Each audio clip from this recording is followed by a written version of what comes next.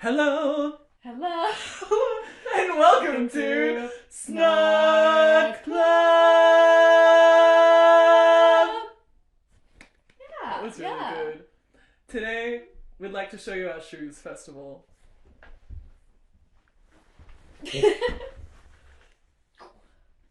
Had to lace my shoes for all the blessings I was chasing. To the best situation. Woo! Get 'em. Okay, Hi, James. Zero. That's right. Oh, these are our names. These are our names.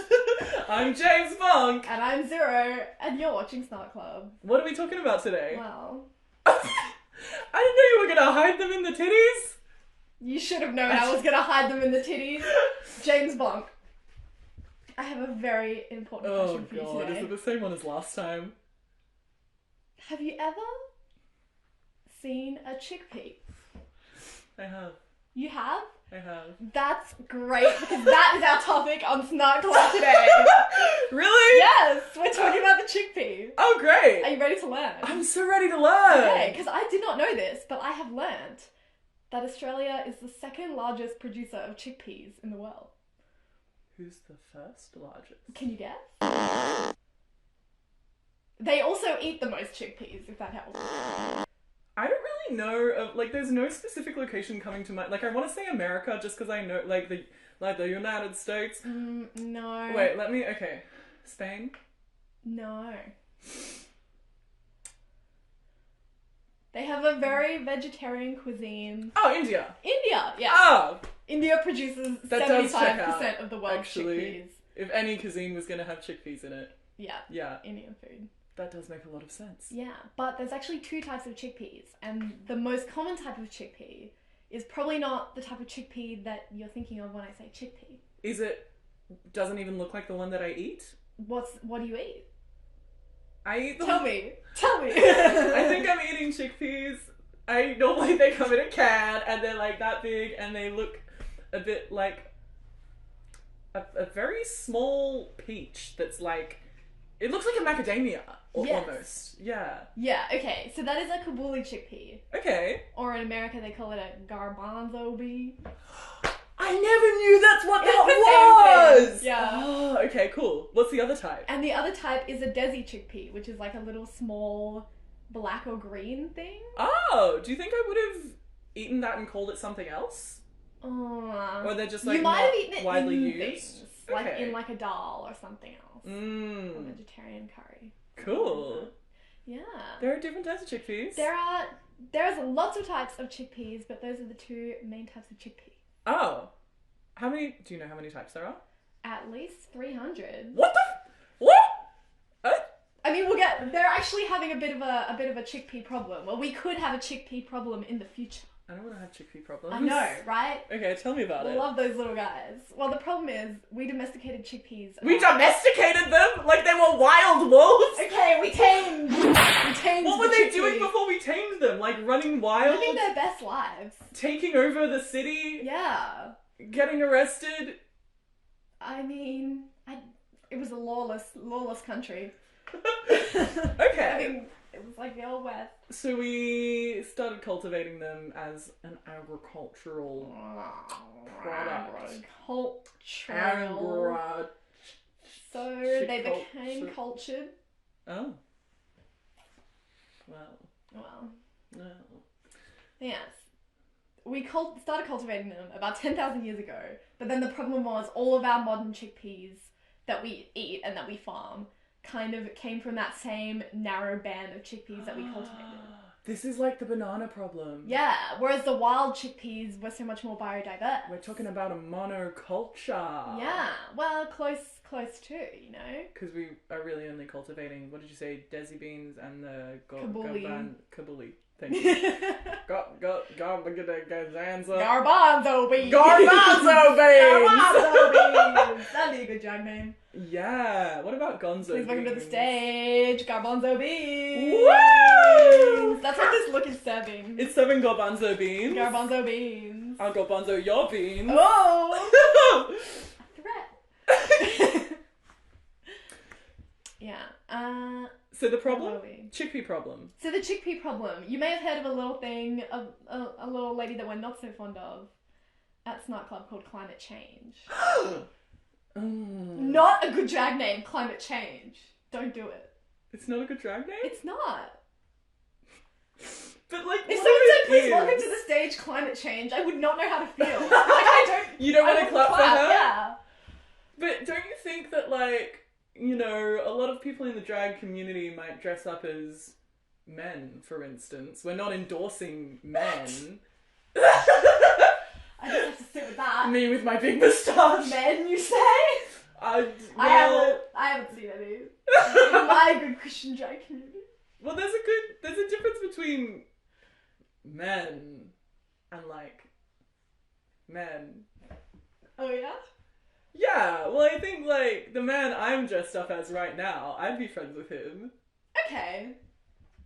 I mean, I am friends with him. I'm here, aren't I? Yeah! I didn't leave when he put this mustache on. Dude, mustache. You mustache. Even though I knew I wouldn't be able to say it, I stayed. You can't say the word mustache? Mustache. Apparently not. Colonel Mustache. Colonel Mustache. Wait, I want to ask you. I forgot. Yeah. No, I want to ask you. Do you think if someone dressed up as, like, someone that you don't endorse... Like, what if someone did drag as Margaret Thatcher? Or Donald Trump? Or a corporate... No, like, that's fine. As long as, you know... As long as their name is not Rio Tinto? No. Like, I think doing drag as Margaret Thatcher would be fine. But if someone said, please welcome to the stage Margaret Thatcher... Oh! Yeah, okay. Yeah. I get that. You I see? get that. It's fine to do climate change. You just shouldn't name yourself climate change. Because it will stop people from applauding for you. Yeah. It's a warning. I'm telling you, don't do it. All of you potential climate changers out there. Don't do climate change. Don't. Yeah, it's not worth it. Can you Don't do climate change, kids. Can you do climate change? Yeah. I'm Okay. so hot, I do it every day. Ah! This pussy doing climate change. So, the chickpea problem. The chickpea problem. I don't have any problem with chicks peeing, but... It's the chickpea problem! Go Why piss, don't you girl! Literally, like, go piss girl. Okay, tangent, but when I was doing my research, I discovered that, like, in ye old English, they used to call them chickpeas. Ooh. Like this. Oh, peas! Chickpeas! Is that what peas pudding is? Yeah. Like peas pudding in the pot 9 days cold? Yeah, they used to call them peas. Peas. Peas. For all you at home, that's P-A... No. Spell... Hey, kids. Spelling is fun.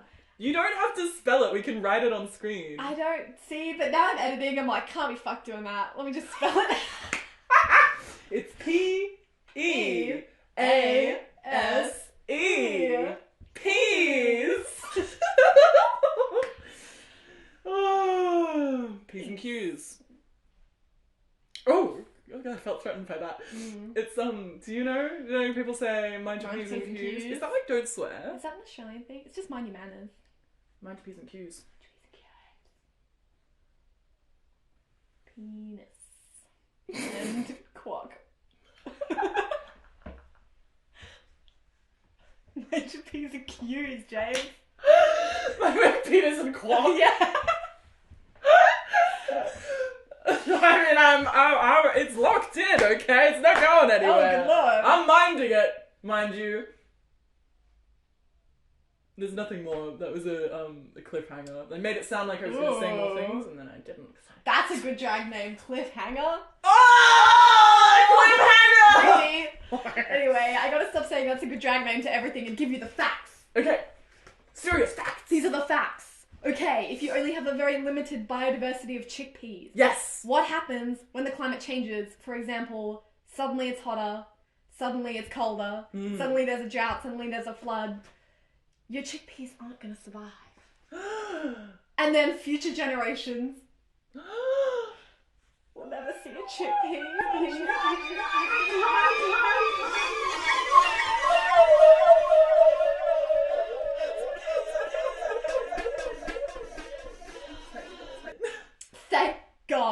scientists are doing everything they can. Are they? Yes, they are. Are they cultivating other chickpeas? Well, they've sequenced the DNA of over 300 different types of chickpea. Oh my god, that sounds like a lot of work. I'm sure it was. I'm pretty sure when you sequence DNA, you've got to like put stuff in a test tube and then put it in the centrifuge and then take it out and do something else and then put it in the centrifuge again and then you got to like look at it and like do code and like it's a process. And It's they've a done big that process. for 300? Over 300. Over yeah. 300. I can tell you the exact number. Index cards. Aww. Index cards. Index cards. In fact, I lied, so I'm so glad I checked my index cards. Oh. It was not over 300, ladies and gentlemen. It was over 3,000. More than we could ever have imagined. More than we could ever have imagined. You're literally fact-checking yourself so that we don't have to edit and correct ourselves. Yeah. Actually trying to provide facts. Yeah. This is back in 2019, over 3,000 Wow. samples of chickpea.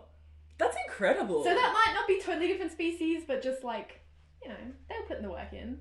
Slightly Securing different variations. the future of chickpeas. Exactly. That's so cool. Yeah. So now that they've sequenced, is the idea that you sequence the DNA so that you just know what do you do with that information? Yeah, so like, they already knew that some types of chickpea were like, for example, better under hot conditions or like could survive like a really cold snap, Mm-hmm. you know? So they know that some wild chickpeas are actually better at those things than the chickpeas that we grow. Mm. So when they have all the DNA for all the different types of chickpeas written out, they can compare and see what part of the DNA might be doing it. Oh, that's really cool. Yeah, it's really cool. You can actually see like which parts Compare are and affecting contrast. what. Oh, Ooh. gathering data. Oh, yeah. Wow.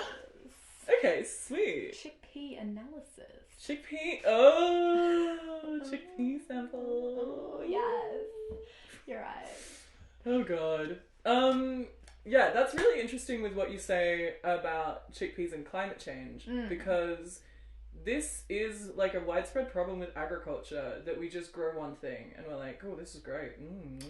Growing one thing. It's I a love big this problem. thing. And then there's like with the bananas, for example, there was the Panama virus.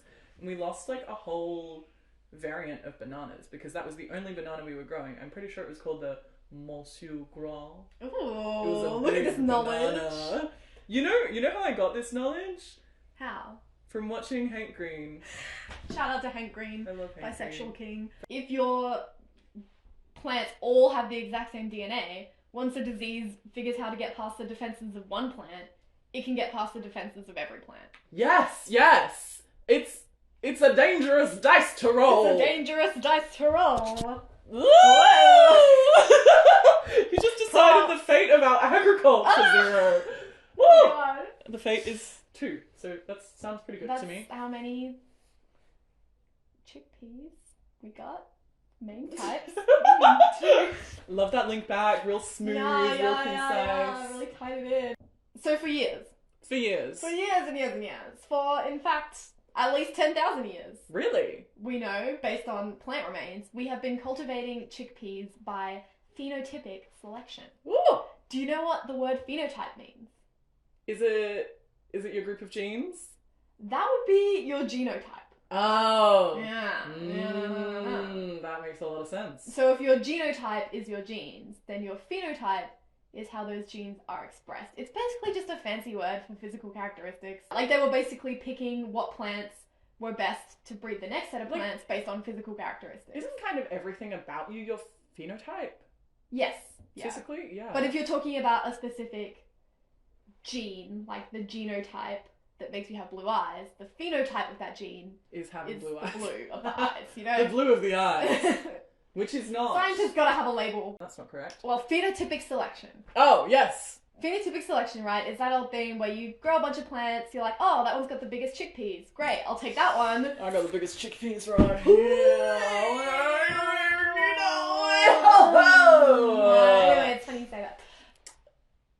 I forgot what I was You saying. take the biggest chickpeas You and take then the biggest chickpeas and then you would like split that plant up to grow your new set of plants. And then out of that set of plants, whichever one had the biggest. So you're slowly over thousands of years, getting bigger and bigger chickpeas. We did that to everything. We did do that to everything. We did that to cows, People. sheep. Did we? Now we're trying to do this new thing to prepare for climate change. This new thing called marker-assisted selection, as opposed to just phenotypic selection. Oh, so genetic markers. Genetic markers that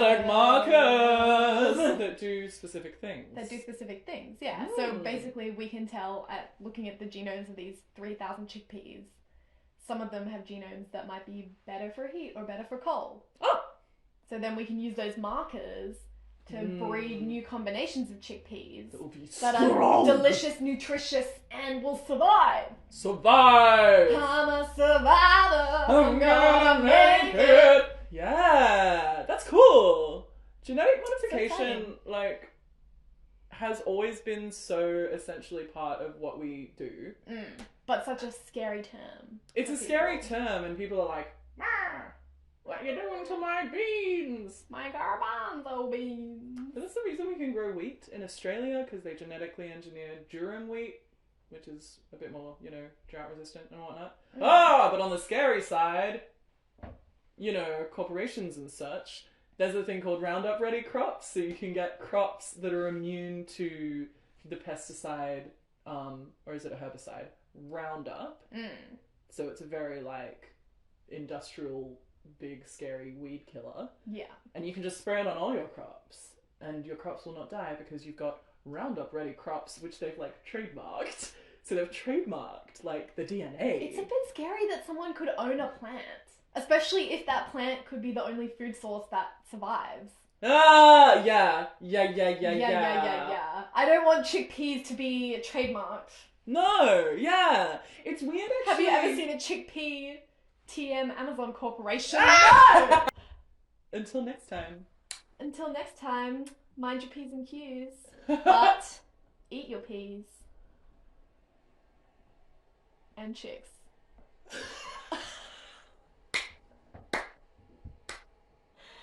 Anyway, now we'll never have to ask, have you ever seen a chickpea again? Oh, you've exorcised it from your system? For now.